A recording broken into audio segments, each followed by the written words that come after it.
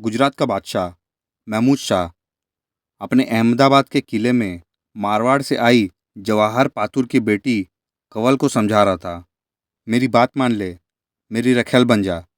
मैं तुझे 2 लाख रुपए सालाना की जागीर दे दूंगा और तेरे सामने पड़े ये हीरे जवाहरात भी तेरे। जिद मत कर, मेरा कहना मान ले और मेरी रखेल बनना स्वीकार कर ले। इतना कहकर बादशाह ने एक हीरो का हार कंवल के गले में डालने की कोशिश की। पर यह क्या, इतने शक्तिशाली बादशाह के बाद ठुकराते हुए कंवल ने हीरो का हार तोड़कर फेंक दिया। उसकी माँ जवाहर पातुर ने बेटी की हरकत पर बादशाह से माफी मांगते हुए बेटी कंवल को समझाने का थोड़ा समय मांगा। माँ ने कंवल को बहुत समझाया कि बेटी, बादशाह की बात मान ले, उसकी रखेल बन जा, तू पूरे गुजरात पर राज करेगी राज। पर कंवल ने माँ से साफ कह दिया कि वह केवट से प्यार करती है और उसकी हो चुकी है। इसलिए गुजरात तो क्या, अगर कोई दुनिया का बादशाह भी आ जाए तो उसके किस काम का। कंवर केहर सिंह चौहान महमूद शाह के अधीन एक छोटी सी जागीर बारिया का जागीरदार था और कंवल उसे बहुत प्यार करती थी। कंवल की माँ ने कंवल को खूब समझाया कि देख, तू एक वैश्या की बेटी है, एक पातुर है, तूने किसी एक की चूड़ी नहीं पहन रखी है। पर कंवल ने साफ कह दिया कि केहर जैसे शेर के गले में बाँह डालने वाली उस गिदड़ महमूद के गले में कैसे लग सकती है। पास ही के कमरे में उपस्थित महमूद के कानों में जब ये शब्द पड़े तो वह गुस्से से भर गया।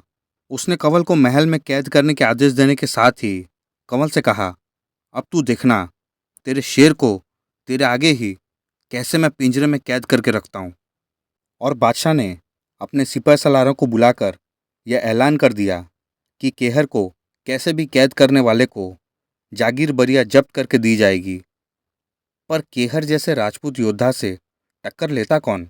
दरबार में उपस्थित सामंतों में से एक जलाल आगे आया।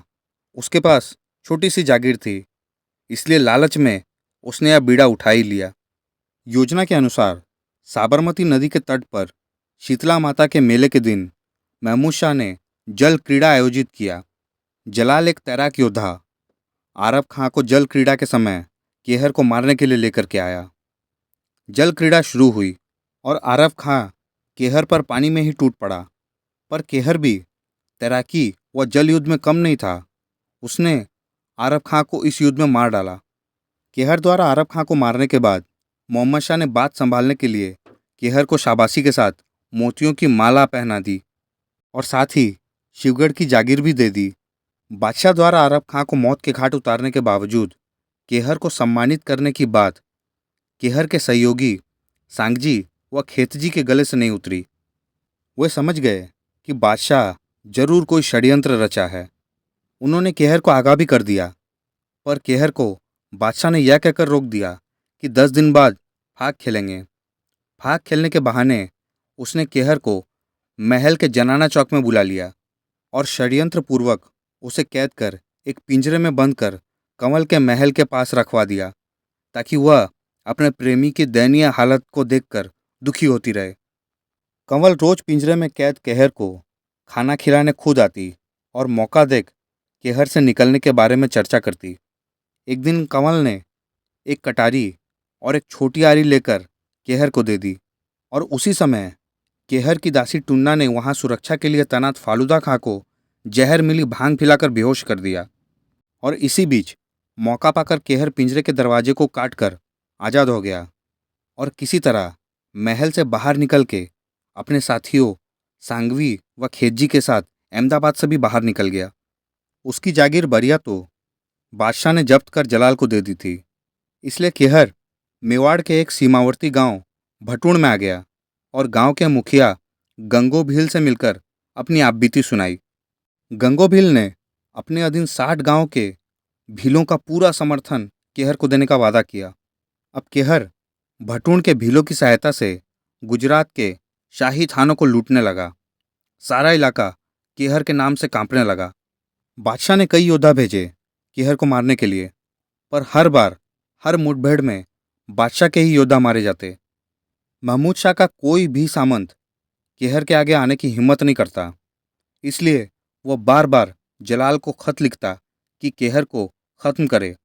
पर एक दिन बादशाह को समाचार मिला कि केहर की तलवार से जलाल के टुकड़े टुकड़े हो गए हैं। कंवल केहर के जैसे जैसे किस्से सुनती, वो उतना ही खुश होती और उसे खुश देखकर बादशाह को उतना ही ज़्यादा गुस्सा आता था। पर बेचारा कर भी क्या सकता था। केहर को पकड़ने या मारने की हिम्मत उसके किसी भी सामंत या योद्धा में नहीं थी। कंवल महमूद शाह के किले में तो रहती थी, पर उसका मन हमेशा केहर के पास होता था। वह महमूद शाह से बात तो करती थी, लेकिन सिर्फ ऊपरी मन से। केहर की वीरता का कोई भी किस्सा सुनती तो उसका चेहरा चमक उठता था। वह दिन रात किले से भागकर केहर से मिलने की मंसूबे बनाती रहती थी। छगना नाई की बहन कंवल की नौकरानी थी। एक दिन कंवल ने एक पत्र लिख छगना नाई के हाथ केहर को भिजवाया। केहर ने कंवल का संदेश पढ़ा। मारवाड़ के व्यापारी मुंदड़ा की बारात अजमेर से अहमदाबाद आ रही है। रास्ते में आप उसे लूटना मत। उसी बारात के साथ वेश बदल कर अहमदाबाद आ जाना। पहुंचने पर मैं आपको दूसरा संदेश भेजूंगी। ईश्वर ने चाहा तो आपका और मेरा मनोरथ सफल होगा। अजमेर अहमदाबाद मार्ग पर मुंदड़ा की बारात में केहर और उसके 4 साथी बारात के साथ हो लिए। केहर योगी के भेष में था और उसके चारों राजपूत साथी हथियारों से लैस थे। मुंदड़ा भी खुश था कि इन 4 हथियारों लैस बाकी राजपूतों को देख रास्ते में बारात लूटने की किसी की भी हिम्मत नहीं पड़ेगी। केहर को चिट्ठी लिखने के बाद कंवल ने बादशाह के प्रति अपना रवैया बदल दिया। वह उससे कभी मजाक करती और कभी कभार तो केहर की बुराई भी कर देती, पर महमूद शाह को अपना शरीर छूने नहीं देती। उधर मुंदड़ा जी की बारात अहमदाबाद पहुंच चुकी थी। कंवल ने अपनी दासी को बारात देखने के बहाने भेजकर केहर को सारी बातें बता दी। बारात पहुंचने से पहले ही कंवल ने महमूद शाह से कहा, हजरत, केहर का तो कोई अता पता नहीं। आखिर कहाँ बच पाया होगा आपसे। उसका इंतजार करते करते अब मैं थक चुकी हूँ। अब तो मेरी जगह आपके चरणों में ही है। लेकिन हुजूर, मैं आपकी रखेल बनकर नहीं रहूँगी। आप मुझे वाकई चाहते हैं तो आपको मेरे साथ विवाह करना होगा, और विवाह के बारे में मेरी कुछ शर्तें हैं, वो आपको माननी होगी। मेरी पहली शर्त, शादी मुंदड़ा जी की बारात के दिन ही हो। मेरी दूसरी शर्त, विवाह हिंदी ऋतु रिवाज अनुसार ही होना चाहिए। विनायक बैठे, मंगल गीत गाए, सारी रात नौबत बाजे। मेरी तीसरी शर्त, शादी के दिन मेरा डेरा बुलंद गुंबज में हो। मेरी चौथी शर्त, आप बुलंद गुंबज पधारें तो आतिशबाजी चले, तोपे छूटे, ढोल बजे। मेरी पांचवी शर्त, मेरी शादी देखने वालों के लिए किसी तरह की कोई रोक टोक ना हो, और मेरी माँ जवाहर पाटुर पालकी में बैठकर बुलंद गुंबज के अंदर आ सके। उस खूबसूरत कंवल को पाने के लिए उस कामुक बादशाह ने उसकी सारी शर्तें स्वीकार कर ली और मुंदड़ा जी की बारात के दिन अपनी और कंवल की शादी का दिन तय कर दिया। शादी के दिन शाम को कंवल की दासी टुन्ना पालकी लेकर जवाहर पात्र को लेने के लिए उसके डेरे पर पहुंची। वहां योजना अनुसार केहर शास्त्रों से सुसज्जित होकर पहले से ही तैयार बैठा था। टुन्ना ने पालकी के कहारों को किसी बहाने इधर उधर कर दिया और उसमें चुपके से केहर को बैठाकर पालकी के पर्दे लगा दिए। पालकी के बुलंद गुंबज पहुंचने पर सारे पर्दों को वहां से हटाकर कंवल ने केहर को वहां छिपा दिया। थोड़ी ही देर में महमूद शाह हाथी पर बैठकर सज धज कर बुलंद गुंबज पहुंचा।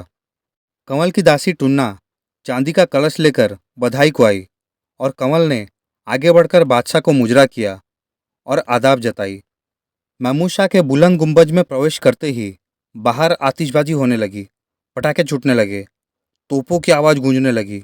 ढोल पर जोरदार थाप की गड़गड़ाहट से बुलंद गुंबज थरथराने लगा। तभी छिपा हुआ केहर बाहर निकल आया और उसने बादशाह को ललकारा, आज देखते हैं शेर कौन है और गीदड़ कौन है। तूने मेरे साथ बहुत ही छल कपट किया है, इसलिए आज मैं तुझे मारकर अपना वचन पूरा करूंगा। और दोनों योद्धा भिड़ गए। दोनों में भयंकर युद्ध हुआ। खग, गुरंज, कटार, तलवार, सभी हथियारों का खुलकर प्रयोग हुआ और फिर दोनों मल्ल युद्ध करने लगे। उनके पैरों के धमाकों से बुलंद गुंबज थरथराने लगा, पर बाहर हो रही आतिशबाजी के चलते अंदर क्या हो रहा है किसी को भी पता नहीं चला। क्योंकि केहर मल्ल युद्ध में भी प्रवीण था, इसलिए महमूद शाह थोड़ी ही देर में केहर के घुटनों के बीच आ गिरा। केहर ने महमूद शाह को अपने घुटनों तले कुचल दिया। बादशाह के मुंह से खून का फव्वारा छूट पड़ा और कुछ ही देर में उसकी जीवन लीला वहीं समाप्त हो गई। दासी टुन्ना ने केहर व कंवल को पालकी में बैठाकर पर्दा लगाया और कहारों और सैनिकों को हुक्म दिया कि जवाहर बाई की पालकी तैयार है, उसे उनके डेरे पर पहुंचा दो और बादशाह आज रात यहीं बुलंद गुंबज में कंवल के साथ विराजेंगे। कहार और सैनिक पालकी लेकर जवाहर बाई के डेरे पर पहुंचे।